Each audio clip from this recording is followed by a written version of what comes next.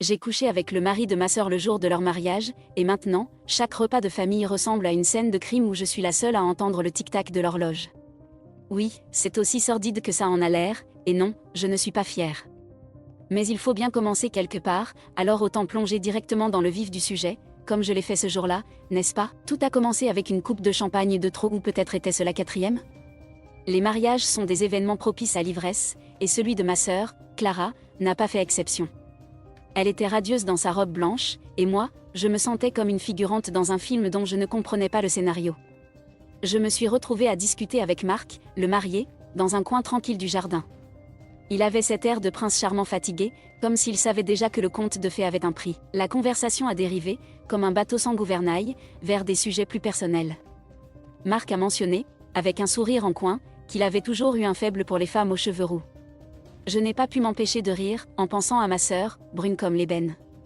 C'était là, dans cet échange anodin, que la graine du désastre a été plantée. Le reste de la soirée est un flot artistique, ponctué de rires, de danses maladroites et de regards échangés. Puis, il y a eu ce moment, dans une chambre d'amis à l'étage, où tout a basculé. Je ne me souviens pas des détails, peut-être que mon esprit a décidé de les effacer pour me protéger, mais je me souviens de la culpabilité, cette ombre qui s'est installée en moi dès que la porte s'est refermée. Depuis ce jour, chaque interaction avec Clara est un exercice d'équilibre sur un fil invisible.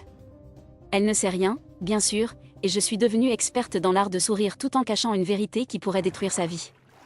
Parfois, je me demande si elle soupçonne quelque chose. Il y a des moments, pendant nos conversations, où elle me regarde avec une intensité qui me fait frissonner. Mais elle ne dit rien, et je continue à jouer mon rôle de sœur aimante, tout en sachant que je suis la traîtresse dans cette tragédie moderne. Marc, de son côté, est devenu un fantôme dans ma vie. Nous échangeons des politesses lors des réunions familiales, évitant soigneusement de nous retrouver seuls. C'est un jeu dangereux, et chaque sourire forcé est une piqûre de rappel de notre trahison commune. Parfois, je me surprends à me demander ce qu'il pense vraiment. Est-il aussi rongé par la culpabilité que moi, ou a-t-il simplement classé cet incident comme une erreur de parcours? L'ironie dans tout cela, c'est que je n'ai jamais été proche de ma sœur.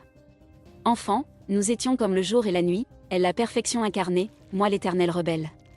Peut-être que cette distance a facilité ma trahison, comme si notre lien déjà fragile ne risquait pas grand-chose. Mais aujourd'hui, je réalise que même les liens les plus ténus peuvent se briser de manière spectaculaire. Et puis, il y a cet humour noir qui me tient compagnie, cette voix intérieure qui me rappelle que la vie est une farce cruelle, et que je suis l'héroïne d'une comédie tragique. Je ris parfois en pensant à la situation, non pas parce que c'est drôle, mais parce que c'est désespérément absurde. Comme lorsque Clara m'a demandé de l'aider à choisir les photos de mariage pour leur album, et que j'ai dû feindre l'enthousiasme en voyant les clichés d'un bonheur que j'avais contribué à ternir. Je ne cherche pas à justifier mes actes, ni à trouver une rédemption qui n'existe probablement pas. Je suis simplement en train de naviguer dans ce chaos émotionnel, avec une boussole cassée et un sens de l'humour douteux comme seul compagnon. Peut-être que c'est ça, la véritable confession, admettre que je suis perdue, et que je n'ai aucune idée de la manière dont cette histoire se terminera. Mais pour l'instant, je continue à jouer mon rôle, en espérant que le rideau ne tombe pas trop tôt.